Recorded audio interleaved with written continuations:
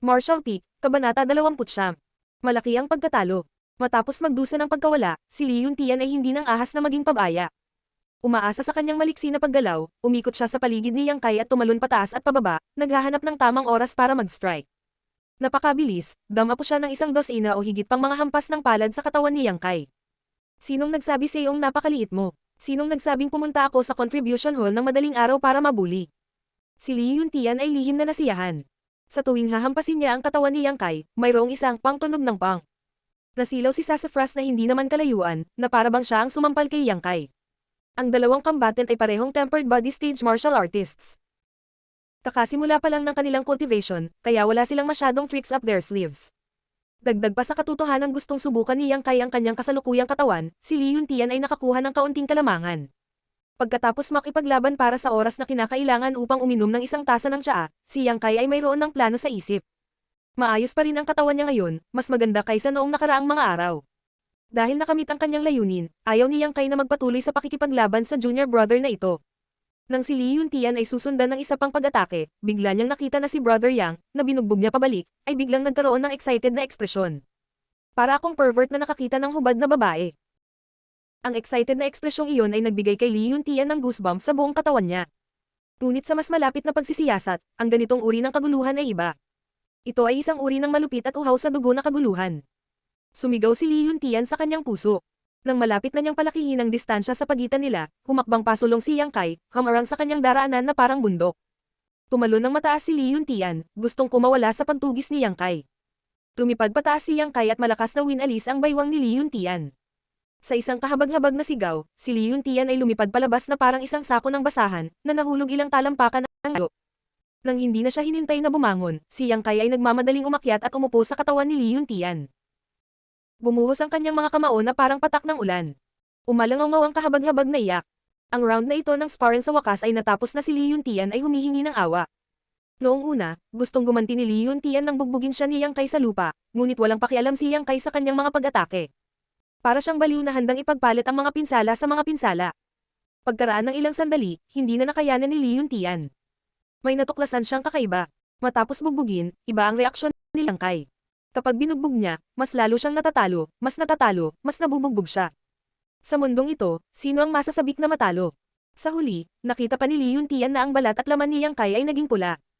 Sa ilalim ng kanyang balat, umaagos ang dugo at nakaumbok ang mga asul na ugat. Ang kanyang itsura ay mabangis, tulad ng isang baliw na demonyo. Akala talaga ni Li Yuntian ay nabaliw na si Yang Kai. Gayunpaman, pagkatapos ng sparring session, talagang bumalik sa normal ang senior brother na ito. Ang kanyang mukha ay magiliw, at magiliw pa niyang hinayla siya pababa sa lupa. Tumiti siya at sinabing, "Salamat sa pagpayag na manalo ako." Saka lang niya kinuha ang walis at umalis. Kapag nakikipag-away siya at kapag hindi siya nakikipag-away, para siyang ibang tao. Sumasakit ang buong katawan ni Li Yuntian. Matapos kunin ang napakaraming kamao ni Yang Kai, paanong hindi siya masasaktan? Sa pagkakataong ito, parang nagtangkang magnakaw ng manok para lang mawala ang bigas na ginamit sa pang-akit dito. Gustong umiyak ni Li Yuntian ngunit walang luha. Ang kabilang partido ay tinanggihan siya ng paulit-ulit, tumanggi na makipag-away sa kanya. Gayunpaman, nakiusap siya sa kabilang partido na makipagsapalaran sa kanya ng mga halamang gamot na ipinagpalit niya sa 20 puntos ng kontribusyon. Sa huli, siya ay binugbog. Hindi lamang ang mga halamang gamot ay kinuha ng kabilang partido, natalo pa siya sa labanan at ibinawas ang kanyang mga kontribusyon na puntos. Sa pagkakataong ito ay isang palang kawalan. Hindi ba't humihingi lang siya ng gulo? Si Li Yuntian ay puno ng panghihinayang. Natigilan din si Sassafras at ang iba pa. Nang magsimulang mag-sparring sina Li Yuntian at Yang Kai, hindi nila naiwasang magsaya, ipinagdiriwang ang tagumpay ng plano ni Li Yuntian. Malapit na nilang makita ang eksenang binugbog si Yang Kai.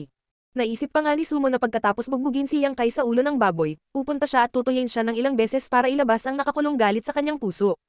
Ngunit nang magsimula ang labanan, nagulat ang lahat, dahil talagang naglaban sina Yang Kai at Li Yuntian hanggang sa tabla.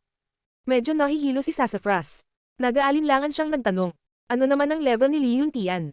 Tempered Body Stage 7. Nakagawa na ang katawan niya ng ilang Yuan Chi, pero hindi pa nagtagal, kaya hindi pa siya nagsisimulang mag-practice ng martial arts.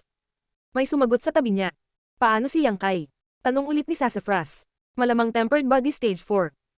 Medyo hindi sigurado ang tono niya. Nagtinginan ng grupo na nagtataka.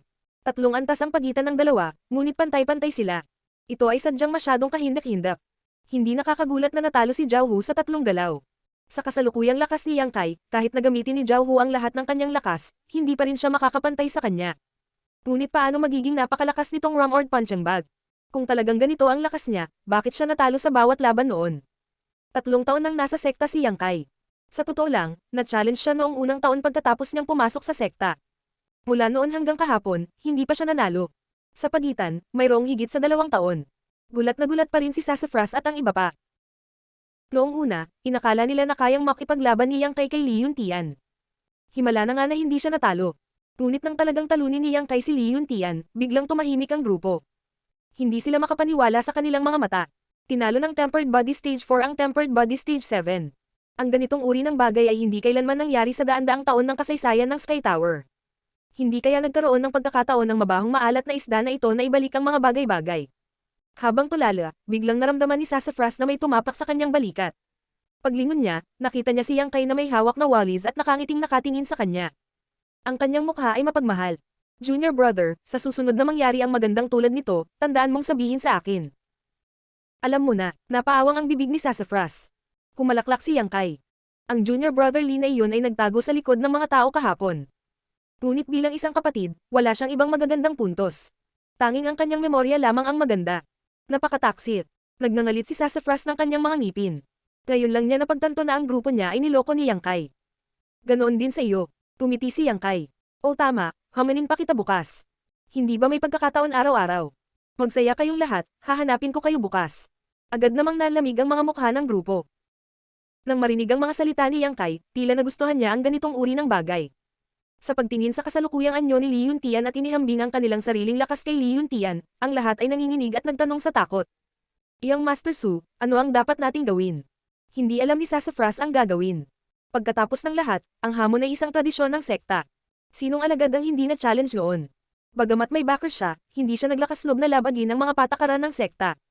Huwag kang mag-alala, malamang tinatalang niya. Kung talagang maglakas loob siyang hamanin ka, sisiguraduhin kung makukuha niya ang kahihinatan. Nang marinig ang mga salita ni Sassafras, bahagyang kumalma ang puso ng lahat. Naisip lang ito ni Yang Kai sa mga sandaling iyon. Nagkaroon ng pagkakataon ang mga alagad ng Sky Tower na hamanin ang bawat araw. Hindi niya ginamit ang pribilehiyong ito noon, kaya nakalimutan na niya ito. Ngayon, pagkatapos na paalalahanan ni Li Yuntian, sa wakas ay naalala ni Yang Kai ang bagay na ito. Ang paghamon minsan sa isang araw at pagkatalo sa isang ordinaryong alagad ay nagbigay lamang sa kanya ng 2 puntos ng kontribusyon, ngunit kahit na ang karne ng lamok ay karne. Pagkatapos ng isang buwan ng pag-iipon, hindi ito maliit na halaga. Higit pa rito, ang landas ng paglilinang ay hindi maaaring isara. Araw-araw, ikinukumpara niya ang mga tala sa mga kapatid na ito at little brothers. Ito ay talagang kapaki-pakinabang at hindi nakakapinsala. Sa anumang kaso, hindi ito tumagal ng maraming oras. Maaari niya lang itong ituring bilang nakaka-relax at nakakakuha ng mga kontribusyon, kaya bakit hindi? Sa kabuuan, malaki ang kinita niya sa hamon ngayon. Hindi lang 2 contribution points ang nakuha niya, nakakuha din siya ng 10 tangkay ng Dead Jedi Tree Grass. Malaki ang kinita niya. Kung may makapagbibigay sa kanya ng 10 tangkay ng Dead Jedi Tree Grass araw-araw, maganda iyon. Ang puso ni Yang Kai ay nangangarap ng gising. Pagbalik sa kahoy na bahay, kinuha ni Yang Kai ang insenso at sinindihan. Pagkatapos, ipinagpatuloy niya ang kanyang mahirap na paglilinang. Marshall Peak, Kabanata 30. Daing na isda. Kinabukasan, isang grupo ng mga disipulo ng High Heaven Pavilion ang nagtipon upang magsanay. Nagkwentuhan at nagtawanan ang lahat. Bagamat mahirap ang trabaho, nag-e-enjoy din sila. Biglang, ang isa sa kanila ay tumingin sa isang tiyak na direksyon sa takot at sinabi sa nanginginig na boses. Su. Iyang Master Su. Anong problema? Nataranta si Sassafras. Dumating talaga siya. Sino ang dumating? Medyo naiinip si Sassafras. Tumingin siya sa direksyon na itinuturo ng tao at nakita niya si Yang Kai na naglalakad na may ngiti sa mukha at walid sa kamay. Malaki ang pinagbago ng mukha ng grupo ng mga tao. Magandang umaga, junior brother. Gumising ng maaga para mag-practice, ang sipag mo talaga. Binati ni Yang Kai ang karamihan at sadyang tumingin kina Zhao Hu at Li Yuntian. Ang dalawang may pasa sa mukha ay walang kamalay-malay na napaatras. Iniisip kung gaano kabigat ang mga kamao ni Yang Kai, nanikip ang kanilang balat. Anong ginagawa mo dito? Medyo hindi magandang tingnan ang mukha ni Sassafras. Bagamat alam niya ang layunin ni Yang Kai, nagtanong pa rin siya. Kung tutusin, nagyabang siya sa harap ng lahat kahapon. Isang pagsubok. Tumiti si Yang Kai ng nakatalino. Inilibot niya ang kanyang mga mata sa mga tao at magiliw na nagtanong. Sinong junior brother ang hindi na-challenge nitong mga nakaraang araw? Bakit hindi ka makipag-spar dito senior brother? Nakasaad sa rules ng High Heaven Pavilion na kapag nag-sparring, hindi maiiwasan o matakot sa away. Ang mga lumalabag ay mapapatalsik sa sekta.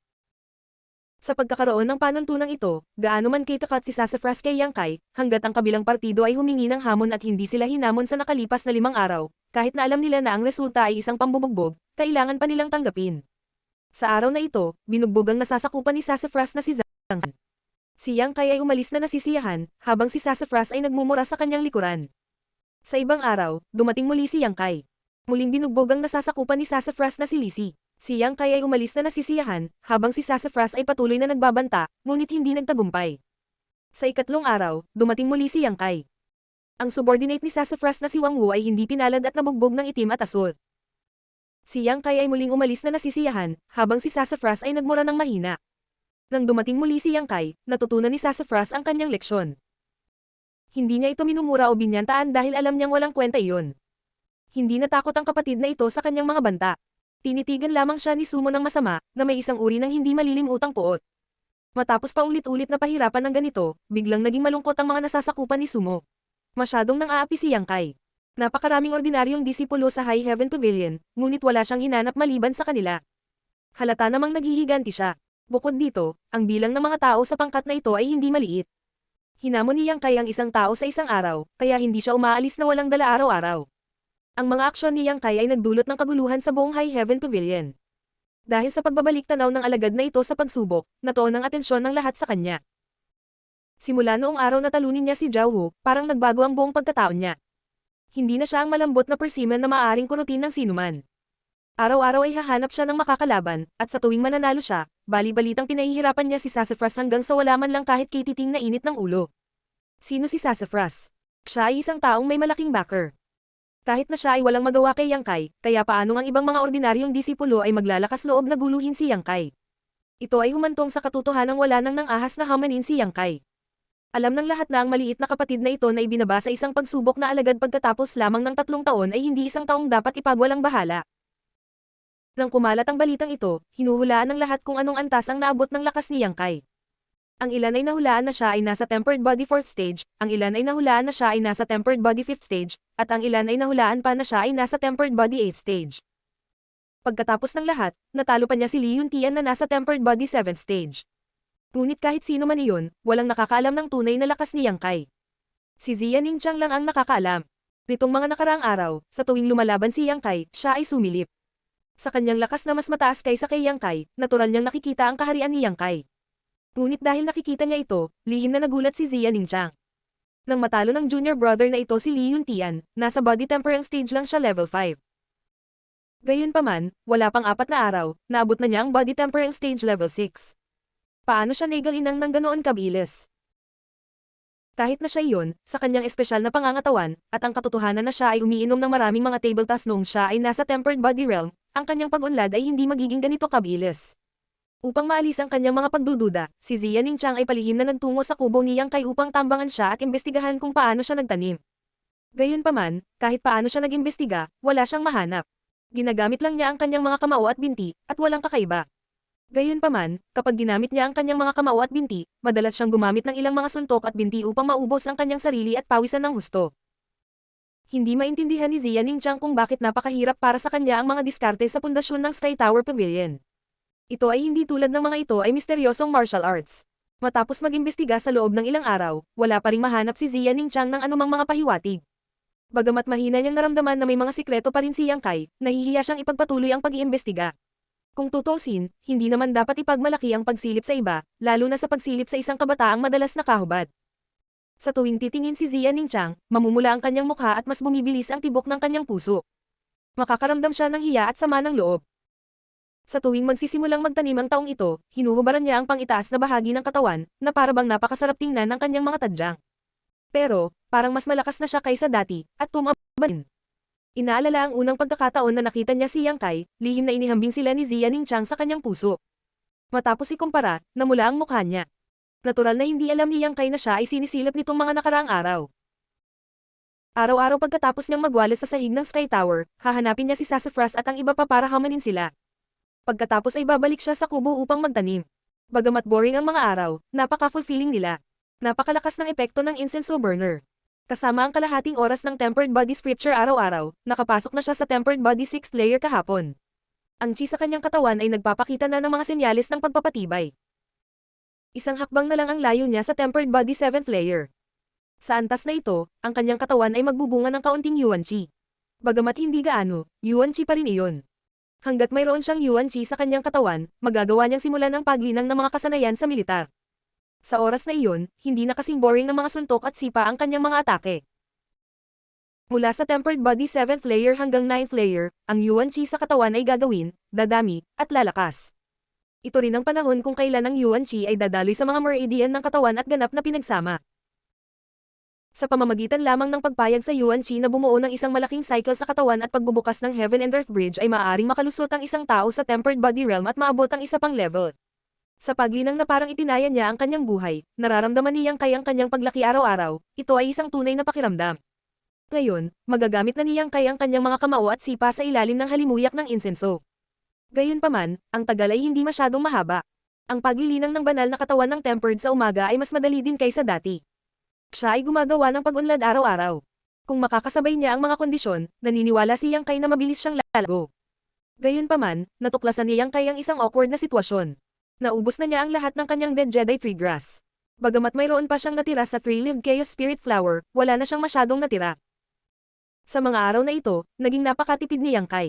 Gayunpaman, hindi niya kinaya ang katotohanang masyadong mabilis ang pagkonsumo ng mga halamang gamot. Matapos gamitin ang mga ito saglit, tumakbo siya palabas. Kung walang ibang pagpipilian, maaari lamang pumunta si Yang Kai sa Contribution Hall at gamitin ang lahat ng kanyang natitirang kontribusyon upang makipagpalitan ng ilang halamang gamot. Martial Peak, Kabanata 31. Pag-atake ng gabi kay Yang Kai. Sa pagkakataong ito, naging mabait si matandang Meng na binigyan si Yang Kai ng ilang dagdag na tangkay. Gayunpaman, hinawakan pa rin niya si Yang Kai at tinanong kung bakit mabilis na bumuti ang kanyang lakas. Tila nakarating din kay Treasurer Meng ang balitang sinasaktan ni Yang Kai si Sassafras at ang iba pa. May magandang impresyon si Yang Kai kay Treasurer Meng.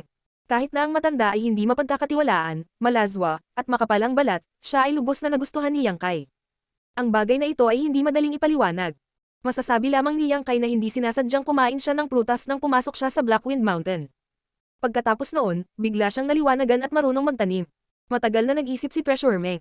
Isinasaalang-alang ang oras nang pumasok si Yang Kai sa Blackwind Mountain at ang kanyang pagganap, maniniwala lamang siya sa kanyang paliwanag. Sa huli, napagpasyahan niya na ito ay isang hindi inaasahang pagkikita. Pag-alis sa Contribution Hall, labis na nag-aalala si Yang Kai. Ang lahat ng kanyang kontribusyon na puntos ay ipinagpalit sa mga halamang gamot.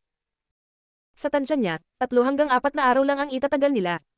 Pagkatapos nito, saan siya pupunta para kumuha ng mas maraming halamang gamot? Bagamat maaari siyang makakuha ng 2 kontribusyon na puntos sa pamamagitan ng paghamon sa iba araw-araw, matatanggap lamang niya ang mga ito sa 8 araw ng bawat buwan. May mga 20 araw pa ang natitira. Paano siya maghihintay hanggang noon? Hindi makaisip ng magandang ideya, si Yang Kai ay walang magawa at maaari lamang mag-cultivate. Mabilis na lumipas ang ilang araw. Ang body temperang realm level 6 ni Yang Kai ay dahan-daang nag-stabilize at nagpakita ng mga palatandaan ng pag-advance sa level 7. Masigasig siyang nagtanim araw-araw, nakakalimutang kumain at matulog. Sa wakas ay nagbunga ang kanyang pagsusumikap. Kung ikukumpara sa magagandang araw ni Yang Kai, nagdurusa si Sassafras at ang iba pa. Sa mga araw na ito, si Yang Kai ay darating upang makahanap ng problema sa kanila araw-araw, na nagiging sanhi ng kanilang labis na inis. Hindi nila siya matalo sa isang laban, at hindi may tago sa kanya. Nagtatampo lang sila hanggang sa mamatay. Tiwala si Sassafras na kaya niyang talunin si Yang Kai, ngunit napakalaki ng agwat ng dalawa. Hindi niya kaya hamon sa kanya. Noon pa man ay iniisip ni Sassafras na si Yang Kai ay nasa level 4 o 5 lang ng body temperang realm. Alam ni Sassafras na hindi ito matutuloy. Kung magpapatuloy ito, madudurog ang puso ng mga tao. Pagkatapos mag-isip tungkol dito ng ilang sandali, pinatibay ni Sassafras ang kanyang puso at tinipon ang lahat ng mga disipulo ng High Heaven Pavilion na sinalanta ni Yang Kai. Sa malungkot na ekspresyon, sinabi niya, "Ngayong gabi, sasalakayin natin si Yang Kai at lilinisin ang ating kahihiyan." Dahil hindi siya makasunod sa mga patakaran, kung gayon hindi niya susundin ang mga patakaran. Nagulat ang lahat. Isang palihim na pag-atake. Oo, tumanggo si Sassafras. Hindi magandang ideya iyon. Nag-alinlangan si Li Yuntian. Bagaman ang taong iyon na si Yang Kai ay hindi masyadong mabait, hinahamon niya kami ng patas. Kung kami ay susuko sa kanya sa gabi at kumalat ang balita tungkol dito, natatakot akong maparusahan kami. Li Yuntian ay nakatanggap ng pagsang-ayon ng karamihan ng mga taong naroroon. Galit na sabi ni Sassafras. Pero sobra siya. Hindi niya tayo inilalagay sa mata niya. Araw-araw siyang dumarating. Kung hindi natin siya tuturuan ng leksyon, sinong nakakaalam kung hanggang kailan siya magpapatuloy sa pagiging mayabang? I don't care, guguluhin ko siya mamayang gabi. Yung mga gustong sumama pwede sumama. Yung ayaw sumama, hindi kita pipilitin. Kung meron talaga, ang mangyayari, ako, si Sassafras, ay papasanin ng lahat ng responsibilidad. Hindi kita hihilahin pababa. Sinsero ang sinabi ni Sassafras. Kahit na naramdaman ng ilang tao na hindi ito magandang ideya, wala silang puso na pabulaanan. Kung tutuusin, inilagay na ni Sassafras ang lahat ng responsibilidad sa kanyang mga balikat. Ginawa na niya ang lahat. Saglit na nag-isip si Lee Yuntian at sinabing, maganda ito. Kung magtatagumpay tayo, ipapaalam natin sa bastos na iyon na hindi tayo dapat pabayaan. Iyang Master Su, ang junior brother na ito ay makikipaglaro sa iyo at maglalaro kasama ka. Pupunta din tayo. Sabay-sabay na sabi ng lahat. Tumiti si Sassafras at tumango. Mas katulad niyan. Sa gabi, ang lahat ay nasa mataas na espiritu. Nagtipon sila sa silid ni Sassafras sa kalagitnaan ng gabi. Handa ka na ba? Tanong ni Sassafras sa malalim na boses. Tumango ang lahat. Mabuti, sa pagkakataong ito ay tiyak na gagawin nating hindi malilimutan ang bastard na iyon. Iniunat ni Sassafras ang kanyang kamay at tinakpan ang kanyang mukha ng isang piraso ng itim na tela, tanging ang kanyang mga mata lamang ang tumambad.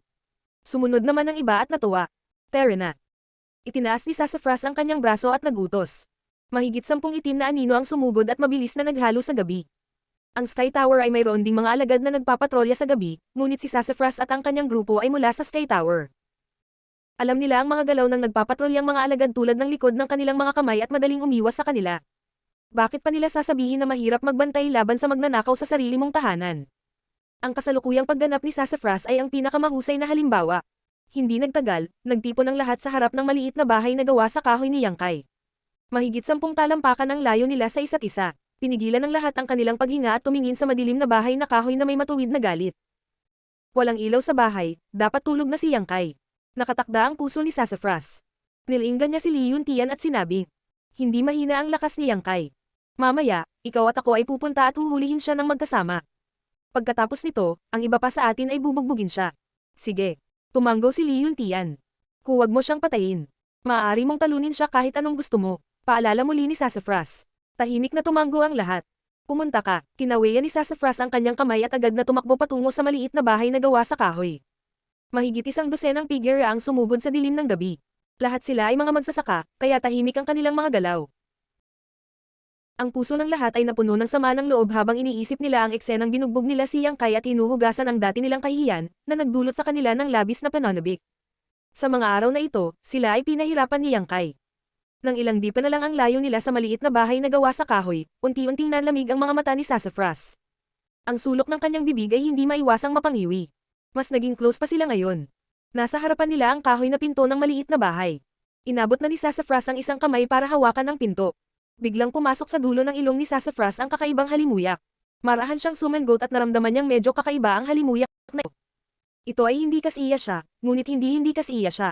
Isang halimuyak na hindi pa niya naamoy. Naguguluhan man siya ay hindi ito pinansin ni Sassafras. Nagpatuloy lang siya sa pag-charge pasulong. Pagkatapos ng isang hakbang pasulong, nanlambot ang katawan ni Sassafras at muntik na itong matambas sa lupa. Dahil sa hindi inaasahang pangyayaring ito, pinagpawisan siya ng malamig. Sa pagkakataong iyon, pakiramdam niya ay hinigop ang kalahati ng kanyang lakas. May buzzing sound sa kanyang ulo, at siya ay tulala. Nakaramdam talaga siya ng pagod. Pagkatapos ng isa pang hakbang, bumagsak si Sassafras sa kanyang mukha.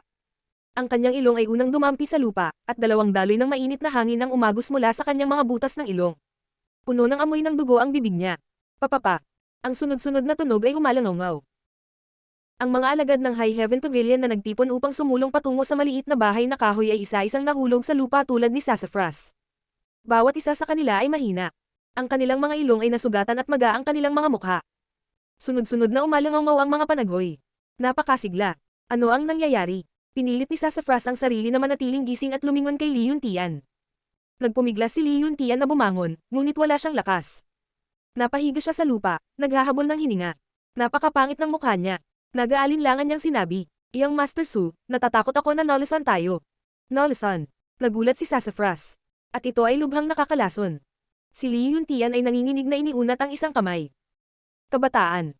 Iyang Master Su, natatakot ako na hindi ako makakarating. Ikaw. Kailangan mong ipaghiganti ako. Matapos sabihin ang kanyang huling salita, bumagsak ang ulo ni Lee Yuntian sa gilid, at hindi siya gumalaw. Nagulat si Sassafras. Sabik niyang tinawag ang pangalan ni Li Yuntian, ngunit kahit anong gawin niya, hindi niya ito magising. Iniangat niya ang ulo niya at tumingin sa paligid. Wala sa mga kapatid na dinala niya ang nakaligtas sa kapahamakang ito. Patay silang lahat. Isang hindi maipaliwanag na takot at pighati ang bumalot sa kanyang puso. Talagang kumalma ang isip ni Sassafras sa mga sandaling ito. Ito ang High Heaven Pavilion, paano sila malalason? Bukod dito, ang epekto ng lason na ito ay napakalabis. Sa loob lamang ng 3 hininga, sunod-sunod na buhay ang nawala. Marshall Peak, Kabanata 32. Tunay na kawalan ng lakas. Sino ang naglason sa kanya? Bakit nila siya nilason? Habang sinusubukan niyang intindihin iyon, may narinig siyang nagulat na boses. Ha? Boses iyon ni Yang Kai. Kinamumuhian ni Sassafras si Yang Kai hanggang sa buto, kaya paanong hindi niya ito makikilala? Siya iyon, kaya ang lason na ito ay kagagawa ni Yang Kai, bastard. Nais lang naming turuan ka ng leksyon, ngunit talagang gumamit ka ng napakasamang pamamaraan.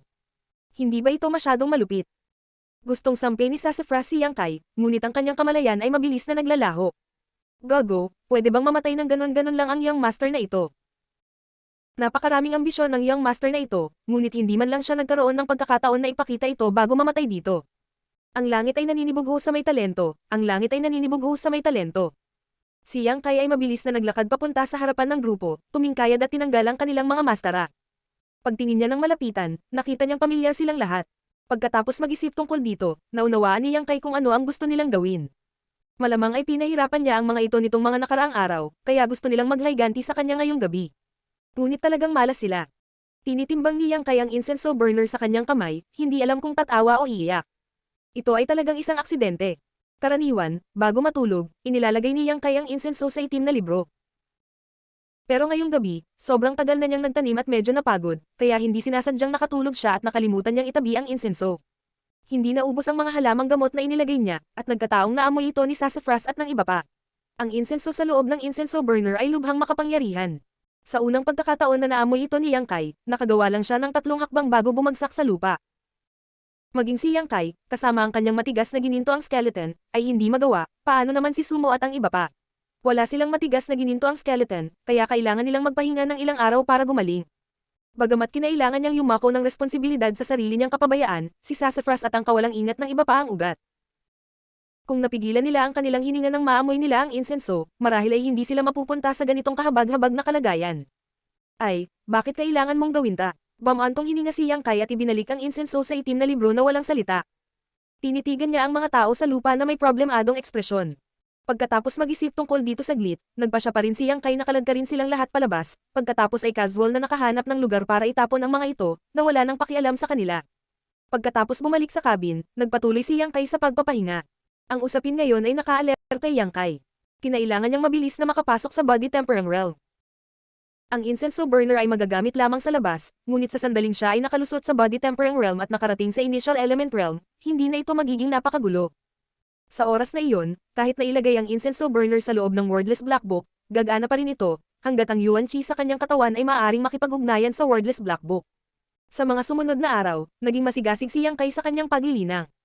Matipid niyang ginamit ang 2 halamang gamot, ngunit bumababa pa rin ito araw-araw. Sa umaga ng 3 araw, natapos ni Yang Kai ang pagsasanay ng tempered body technique.